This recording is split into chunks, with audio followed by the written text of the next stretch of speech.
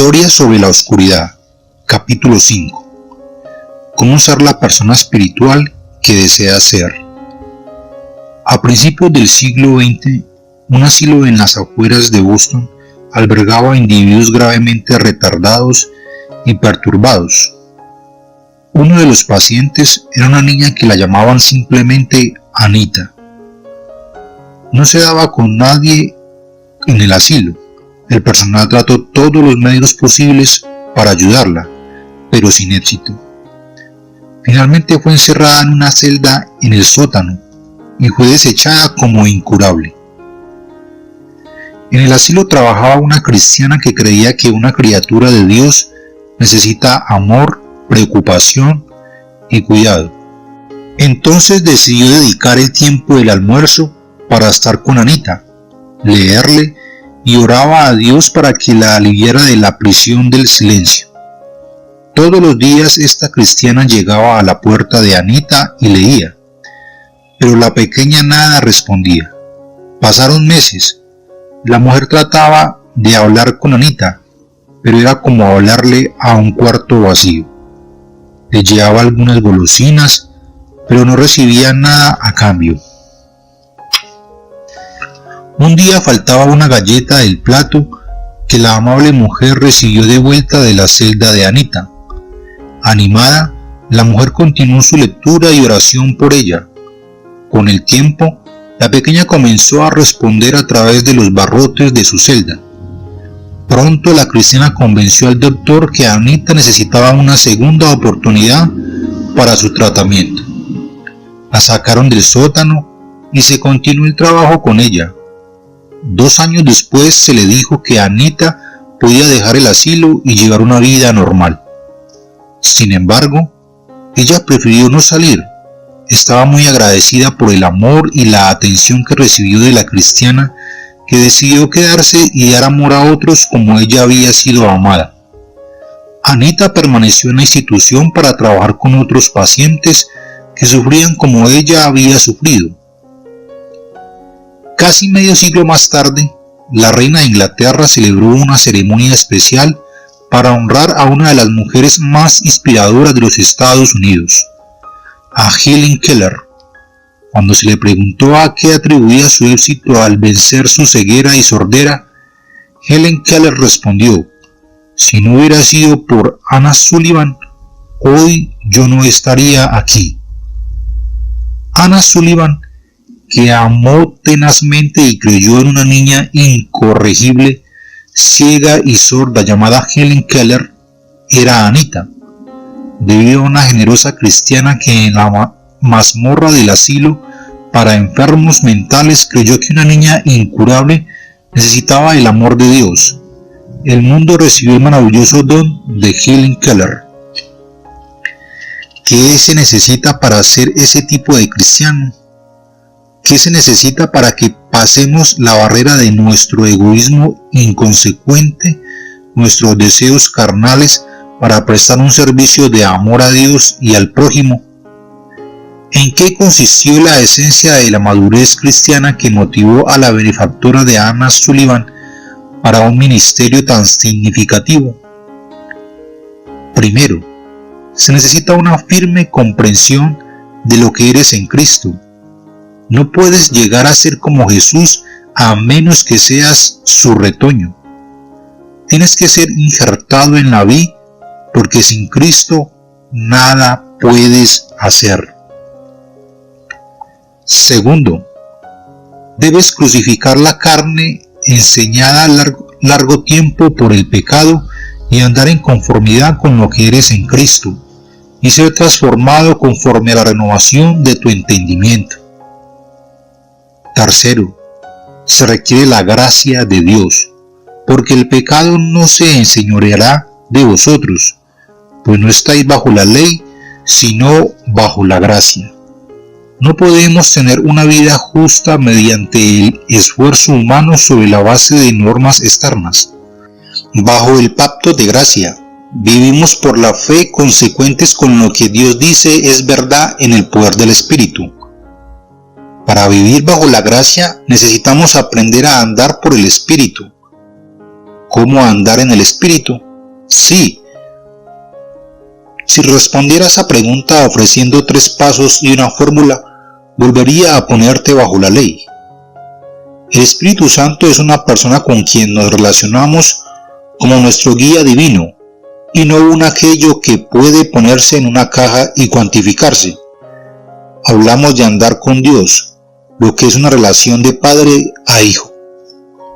El apóstol Juan dice acerca del Espíritu: el viento sopla de donde quiere, y oyes su sonido, mas ni sabes de dónde viene ni a dónde va. Así es todo aquel que es nacido del Espíritu. Al ser lleno del Espíritu y guiado por él, te puedes llevar a lugares nunca imaginados, pero la voluntad de Dios nunca te llevará donde la gracia de Dios no te pueda guardar. Creo que necesitamos remar y desplegar las velas. Examinemos algunas de las directrices bíblicas para andar por el Espíritu. 3 personas y el Espíritu. En Corintios 2:14, Pablo distingue 3 tipos de personas en relación con la vida en el Espíritu: personas naturales, personas espirituales y personas carnales. El sencillo diagrama de este capítulo le ayudará a visualizar las diferencias que corresponden a la vida espiritual que existe entre esas 3 clases de individuos. La persona natural, vida en la carne. Carne, aunque la carne puede referirse al cuerpo, es la independencia aprendida que le da oportunidad al pecado.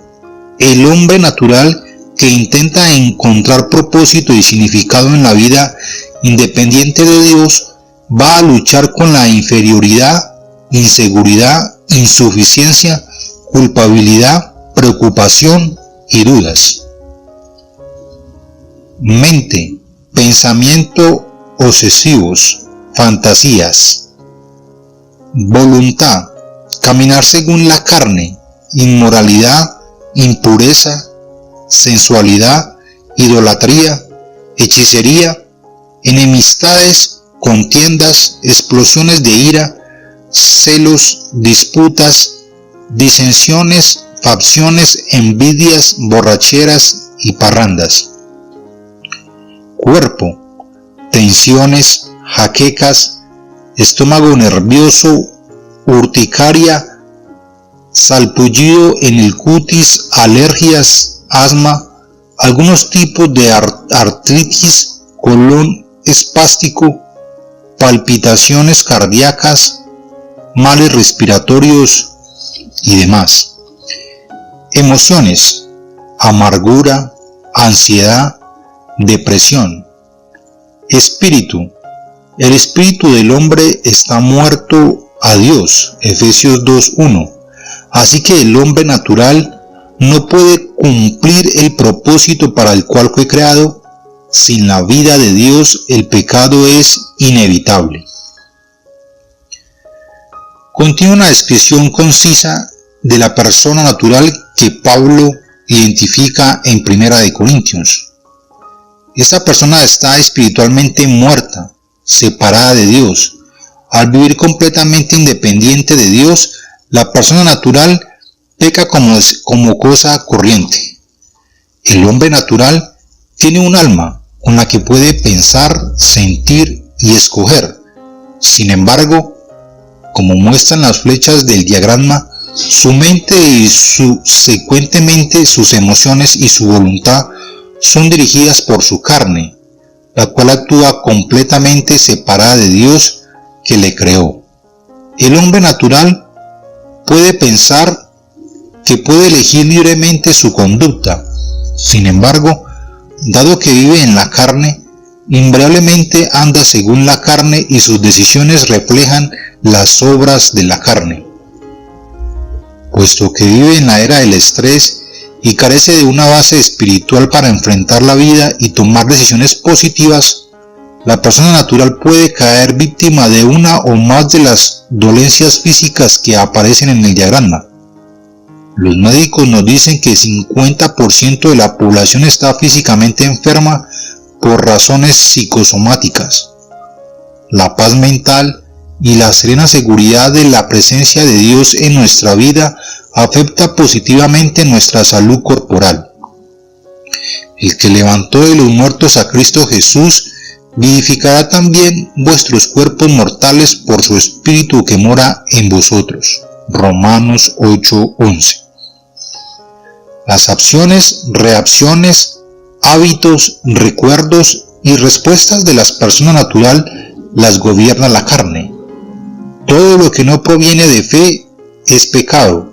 El hombre natural no puede evitar la lucha con complejos de inferioridad, inseguridad, incapacidad, culpa, preocupaciones y dudas. El hombre espiritual también tiene cuerpo, alma y espíritu. Sin embargo, como lo ilustra la figura, esta persona ha sufrido una notable transformación de la persona natural que era antes de su nacimiento espiritual. En la conversión, su espíritu se une con el Espíritu de Dios. La vida espiritual resultante de esta unión se caracteriza por el perdón de pecados, la aceptación dentro de la familia de Dios y un sentido positivo de dignidad. El alma del hombre espiritual además refleja un cambio generado por el nacimiento espiritual. Ahora recibe el impulso del espíritu, no de la carne. Su mente ha sido renovada y transformada. Sus emociones se caracterizan por la paz y el gozo en lugar de la turbulencia. También tiene la libertad de elegir no andar en la carne, sino andar según el espíritu. Cuando el hombre espiritual ejerce su decisión de vivir en el espíritu, su vida muestra el fruto del espíritu. El cuerpo de la persona espiritual ha sido transformado. Ahora es la morada del Espíritu Santo y se ofrece como sacrificio vivo de culto y servicio a Dios. La carne, condicionada a vivir independientemente de Dios bajo el viejo hombre, todavía está presente en el hombre espiritual, pero responsablemente crucifica la carne y sus deseos diariamente, puesto que se considera vivo en Cristo y muerto al pecado. Pero eso se ve y suena maravilloso. Podrías decir, pero soy cristiano y todavía tengo problemas. Sé que estoy espiritualmente vivo, pero a veces mi mente se llena de pensamientos incorrectos. A veces caigo en conductas de la lista mala, las obras de la carne en lugar del fruto del espíritu. A veces acaricio los deseos de la carne en lugar de crucificarlos. La descripción de la persona espiritual es el ideal, es el modelo de madurez hacia el cual todos crecemos. Dios ha hecho provisión para que experimentemos personalmente la descripción de la persona espiritual dada en su palabra, en 2 de Pedro 1:3. Sin embargo, la mayoría de nosotros vive en algún punto de la ladera entre la cumbre de esta montaña de la madurez espiritual y las profundidades de la conducta carnal descritas en la figura. Mientras andas en el espíritu, ten la seguridad que tu crecimiento, madurez y santificación hacia el modelo ideal están en proceso. Nótese que el espíritu de la persona carnal es idéntico al de la persona espiritual. El hombre carnal es un cristiano, espiritualmente vivo en Cristo y declarado justo por Dios, pero allí es donde se acaba la similitud. En vez de ser dirigido por el Espíritu, este creyente prefiere seguir los impulsos de la carne. Como resultado, su mente la ocupan los pensamientos carnales y sus emociones están plagadas de sentimientos negativos. Aunque tiene la libertad para andar según el Espíritu y para producir fruto para el Espíritu, sigue involucrado en actividad pecaminosa, puesto que anda voluntariamente según la carne. El cuerpo del hombre carnal es templo de Dios, pero está contaminado. Su cuerpo físico suele presentar los mismos síntomas perturbadores experimentados por el hombre natural. Dado que no obra de la manera que Dios lo creó, no presenta su cuerpo en sacrificio vivo a Dios, pero es indulgente con sus apetitos carnales, según los caprichos de su carne adiestrada en el pecado. Puesto que cede a la carne un lugar de crucificarla, el hombre carnal está sujeto a los sentimientos de inferioridad, a la inseguridad, la incapacidad, la culpa, la preocupación y las dudas. Hace varios años hice una pequeña investigación para descubrir cuántos cristianos todavía son víctimas de su carne. Les presenté la misma pregunta a 50 cristianos que consecutivamente conversaron conmigo sobre los problemas de su vida. ¿Cuántas de estas características describen tu vida? Inferioridad, inseguridad, incompetencia, culpa, preocupación y duda.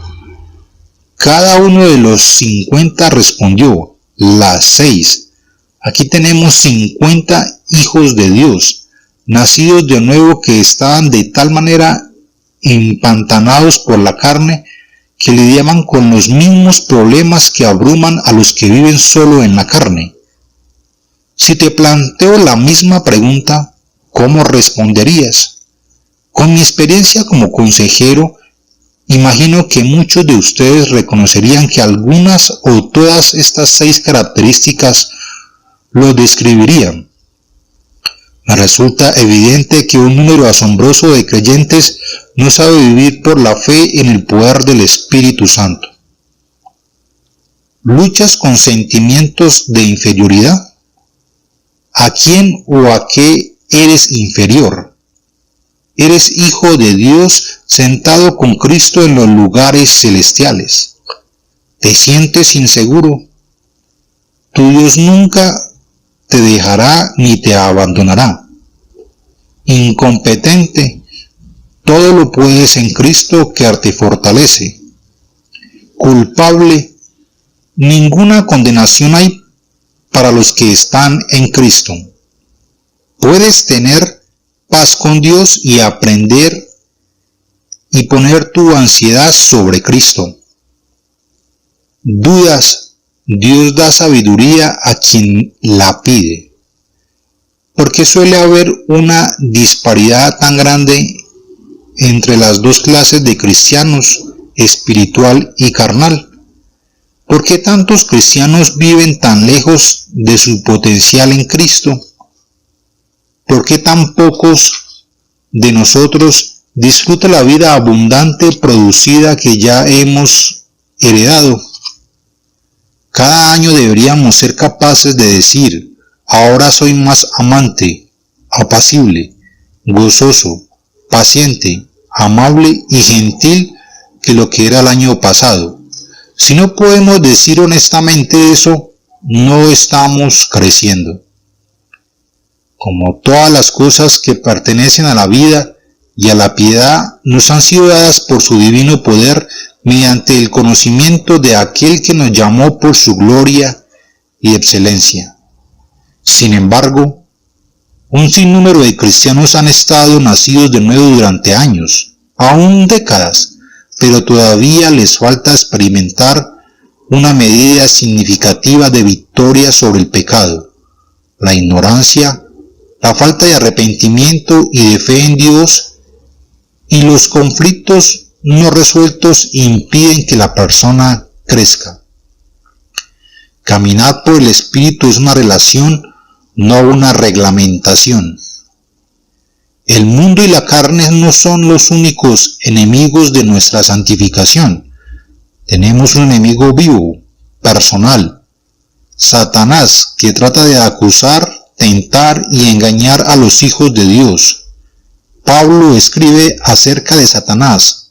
No ignoramos sus maquinaciones. Quizás Pablo y los corintios no las ignoraran, pero muchos de los cristianos del presente las ignoran. Vivimos como si no existiera el reino de las tinieblas. Nuestra ingenuidad en esas áreas es un tributo agobiante que impide a los cristianos experimentar su libertad en Cristo. Parámetros del andar lleno del Espíritu. Cuando nos convertimos, éramos como una cortadora de pasto con motor de 1/3 de caballo de fuerza. Podíamos hacer algo, pero no mucho porque no éramos maduros. Nuestra meta como cristianos es llegar a ser un motor Caterpillar DC-9, una verdadera usina eléctrica para el Señor. Sin embargo, sin combustible nada pueden lograr ni una cortadora de pasto ni un tractor nivelador.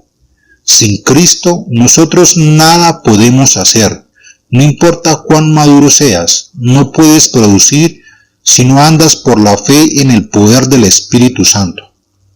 Cuando se llega a decidir entre andar en la carne y andar en el Espíritu, nuestra voluntad es como un conmutador de 2 sentidos. La voluntad del nuevo cristiano parece un resorte cargado hacia la conducta carnal. Los nuevos creyentes van a vivir según lo que saben y no saben mucho acerca de la vida llena del Espíritu. La voluntad del cristiano maduro está cargada hacia el Espíritu. Hacen malas decisiones ocasionales, pero aprenden diariamente a crucificar la carne por la fe en el poder del Espíritu Santo. Andar en el Espíritu es relación, no es estricta disciplina. A modo de ilustración, piensa en tu matrimonio. Quizás hayas comenzado tu matrimonio apoyado en reglas para una comunicación efectiva, satisfaciendo uno las necesidades sexuales del otro y así sucesivamente. Sin embargo, si después de varios años ni siquiera pueden hablarse o hacer el amor sin seguir un patrón o lista de pasos, su relación matrimonial está aún en la infancia. En un matrimonio maduro, la comunicación fluye en forma natural entre dos que se aman mutuamente. Otro ejemplo es la oración. Quizás hayas aprendido a orar usando una clave: adoración, confesión, acción de gracias, suplicación. Sin embargo, si has sido creyente durante años y tu vida de oración no es mucho más profunda que eso, no has aprendido a orar en el Espíritu. La oración es un camino de ida y regreso con Dios que requiere escuchar además de pedir. Pablo define lo que significa andar en el Espíritu en Gálatas 5:16. Andad en el Espíritu y no satisfagáis los deseos de la carne, porque el deseo de la carne es contra el Espíritu, y el del Espíritu es contra la carne, y estos se oponen entre sí, para que no hagáis lo que quisierais. Pero si sois guiados por el Espíritu, no estabais bajo la ley. Realmente este pasaje nos dice más cerca de lo que no es andar en el Espíritu, pero es útil porque nos da 2 parámetros dentro de los cuales podemos vivir libres. Lo que no es andar lleno del Espíritu. Primero, Pablo dice que andar en el Espíritu no es licencia. Licencia es desconsideración hacia las reglas o reglamentos y constituyen el abuso de un privilegio. Algunos cristianos afirman erróneamente que andar en el Espíritu y vivir bajo la gracia significa yo puedo hacer lo que quiera. Andar en el Espíritu quiere decir no puedo hacer lo que se te antoje. Vivir por el Espíritu no es tener libertad para hacer lo que quieras. Eso sería licencia. Significa que eres libre para vivir libre, responsable y moralmente, algo que no podías hacer cuando eras esclavo del pecado. Se me invitó a hablar en una clase de religión, en un colegio católico sobre el cristianismo protestante. Al final de la charla, un estudiante de aspecto atlético, avispado, levantó la mano y preguntó: ¿hay muchos no en su religión? Le respondí: creo que no tengo otros de los que Dios no tenga. pero creo que tu pregunta en realidad es, ¿tengo alguna libertad? Él asintió. Por cierto, tengo libertad para hacer lo que quiero, respondí. Reveló en su rostro que no me había creído. Por favor, hable en serio, dijo. Le respondí, soy libre de tomar la decisión de asaltar un banco, pero soy suficientemente maduro para comprender que sería esclavo de ese acto por el resto de mi vida. Siempre andaría mirando que no me descubrieran. Tendría que ocultar mi delito. Posiblemente me escondería y a la larga tendría que pagar por lo que hice. También soy libre de decir una mentira. Pero si miento, tendría que recordar la mentira que dije y a quién se la dije. Lo que algunos piensan que es libertad, solo es licencia que conduce a la esclavitud. La libertad no está en el ejercicio de la decisión. En último análisis, está en sus consecuencias. El espíritu de verdad siempre nos guiará a la libertad, pero los deseos de la carne nos llevarán al pecado y a la esclavitud. Los mandamientos de Dios no son restricciones, protegen nuestra verdadera libertad.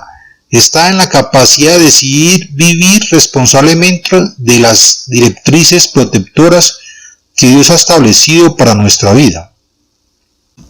Segundo, andar en el Espíritu tampoco es legalismo. Si sois guiados por el Espíritu, no estáis bajo la ley. Si quieres relacionarte con Dios sobre la base de la ley moral, necesitas oír las palabras de Pablo en Gálatas 3:10, porque todos los que dependen de las obras de la ley están bajo la maldición.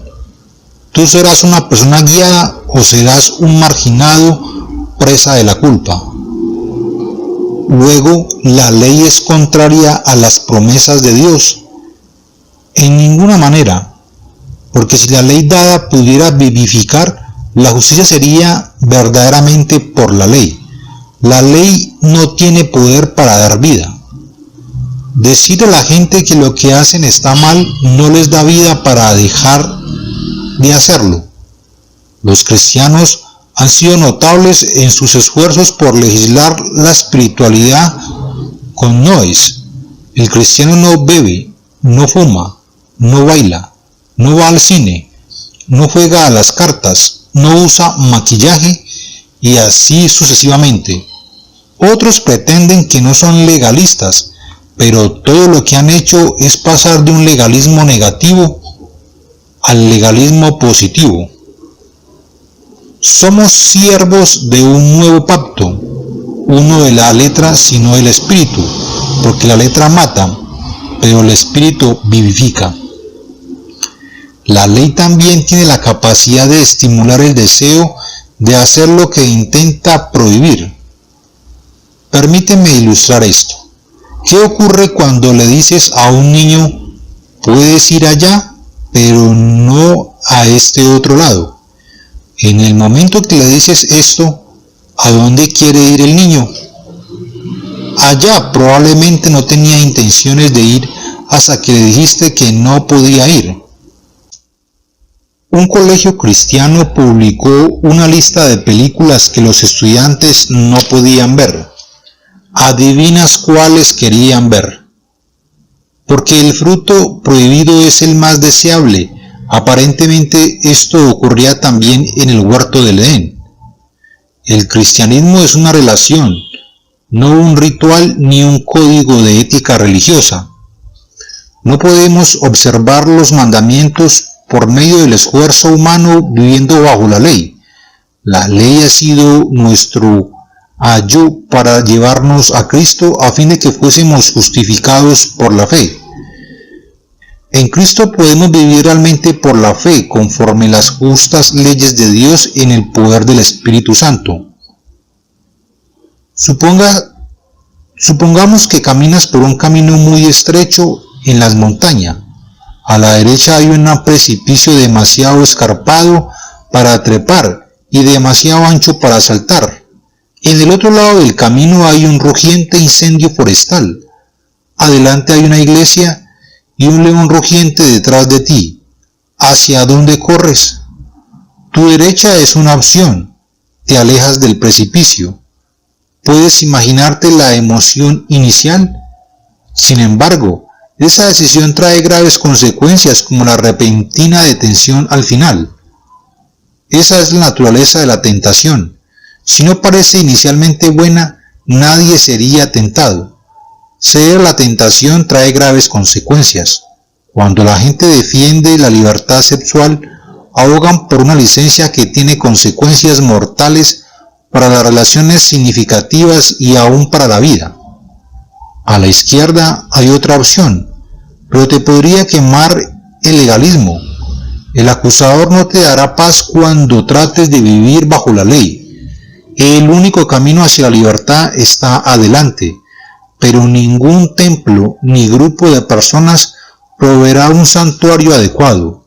El diablo, como león rugiente, busca a quien devorar, y tu único escondite está en Cristo. Ningún lugar físico puede ser un santuario espiritual para ti en el planeta Tierra. Lo que es andar en la plenitud del Espíritu. Si andar en la plenitud del Espíritu no es licencia de legalismo, entonces ¿qué es? Es libertad, porque el Señor es el Espíritu y donde está el Espíritu del Señor, allí hay libertad. Nuestra libertad en Cristo es uno de los bienes más preciados que hemos recibido de nuestra unión espiritual con Dios.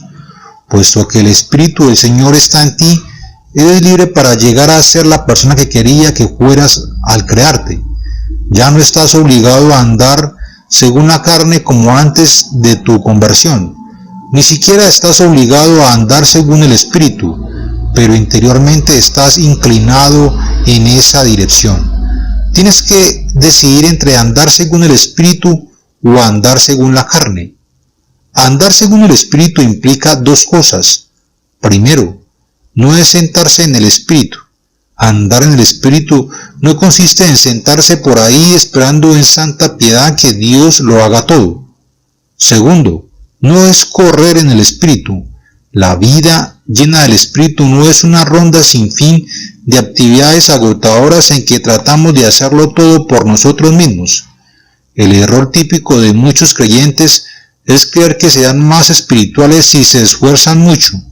Si Satanás no puede tentarnos para llevarnos a la inmoralidad, sencillamente tratará de que nos llenemos de ocupaciones. ¿Cuánto fruto podemos llevar si tratamos de hacerlo todo por nuestros propios esfuerzos? Ninguno. Sin Cristo nada podemos hacer. ¿Cuánto se logra hacer en el reino de Dios si esperamos que Dios lo haga todo personalmente? No mucho. Dios ha encargado a la iglesia su obra durante esta era. Tenemos el privilegio de plantar y regar, y Dios da el crecimiento. Si no plantamos y regamos, nada crece. Un pastor trabajaba en un jardín cuando recibió la visita de uno de sus diáconos. «Caramba, Dios le ha dado un hermoso jardín», dijo el diácono. «Debería haberlo visto cuando Dios lo cuidaba él solo», le contestó el pastor. Esta verdad la ilustra Jesús en Mateo. «Venid a mí todos los que estáis trabajados y cargados, y yo os haré descansar. Llevad mi yugo sobre vosotros y aprended de mí, que soy manso y humilde de corazón, y hallaréis descanso para vuestras almas, porque mi yugo es fácil y ligera mi carga». En su juventud, Jesús era carpintero. En aquel tiempo, los carpinteros no construían casas, hacían puertas y yugos de madera. Jesús usó esos productos para describir metafóricamente la vida espiritual. Por ejemplo, Jesús es la puerta hacia la vida espiritual, y el yugo es una viga de madera que se coloca sobre la cabeza de dos bueyes. ¿Para qué sirve el yugo sobre una sola cabeza? Mejor sería no llevarlo. Solo sirve si dos van enyugados y tiran en la misma dirección. El buey joven aprende cuando se le pone en un yugo con un buey que ya conoce el oficio, que por lo que padeció aprendió la obediencia. La naturaleza típica del buey joven le lleva a creer que el paso es muy lento y trata de correr, pero todo lo que consigue es que le duela el cuello. Los muchachos se fatigan y se cansan, los jóvenes se fatigan y caen, pero los que esperan en Jehová tendrán nuevas fuerzas y levantarán alas como las águilas, correrán y no se cansarán, caminarán y no se fatigarán. Algunos bueyes jóvenes se sienten tentados a abandonar, pero la vida sigue y las deudas se acumulan. Otros se sentirían tentados a desviarse a la izquierda o a la derecha. Entonces llega el día en el que el buey joven se dice: este buey viejo sabe de qué habla y sabe andar, creo que aprenderé de él. Una vez tuve un perro mudo llamado Buster. Compré una cadena y mandé a Buster a una escuela para perros con mi hijo. No resultó. Un día quise sacar a Buster a caminar. Dije, caminar, no correr. Le puse la cadena y salimos. Yo era el amo y sabía a dónde quería ir en esta caminata. Buster casi se estranguló tratando de correr adelante, pero yo estaba decidido a ser el amo y mantener mi paso. Luego se detenía a olfatear una flor o cualquier cosa, pero yo seguía caminando. ¿Aprendió ese perro mudo a caminar con su amo? Preguntarás. No, nunca he conocido una gran cantidad de cristianos que tampoco han aprendido. Algunos tratan de correr delante de Dios y se queman. Otros caen en la tentación y se desvían a la izquierda o a la derecha. Algunos simplemente se echan cuando su amo les dice: venid a mí todos los trabajados y cargados y yo os haré descansar. Podemos hallar descanso para nuestra alma si aprendemos a vivir por la fe en el poder del Espíritu Santo. Guiados por el Espíritu. También somos guiados por el Espíritu. El Señor usa otra metáfora para describir nuestra relación con Él. Él es nuestro pastor y nosotros somos ovejas de su prado. Las ovejas necesitan ser apacentadas. Lo sé porque en mi juventud en la granja de Minnesota tuve el privilegio de ser pastor de ovejas. En la primavera, cuando se producía el deshielo, pastoreábamos las ovejas cerca del camino para que comieran hierba fresca. Teníamos que mantenerlas en movimiento o comían hasta atragantarse y morir. Las arriábamos desde atrás como lo hace un perro ovejero australiano. Mientras estudiaba en Israel, observé a un pastor que cuidaba sus ovejas en una ladera a las afueras de Belén. El pastor sentado en una piedra miraba a las ovejas mientras paseaban. Luego se paró, dijo unas pocas palabras a las ovejas y comenzó a caminar. Las ovejas lo miraron y le siguieron. Al contrario de mi experiencia de llevar las ovejas desde atrás, los pastores de Israel la guían caminando delante de ellas hasta el día de hoy. De pronto las palabras de Jesús en Juan 10:27 tuvieron para mí un nuevo sentido. Mis ovejas oyen mi voz y yo las conozco y me siguen. Pablo dice, porque todos los que son guiados por el Espíritu de Dios, estos son hijos de Dios. La prueba es el fruto. ¿Cómo puedes saber si estás caminando según la carne o según el Espíritu? Mira tu vida, y manifiestas son las obras de la carne, que son adulterio, fornicación, inmundicia, lascivia, idolatría, hechicerías, enemistades, pleitos, celos, iras, contiendas, disensiones, herejías, envidias, y cosas semejantes a estas.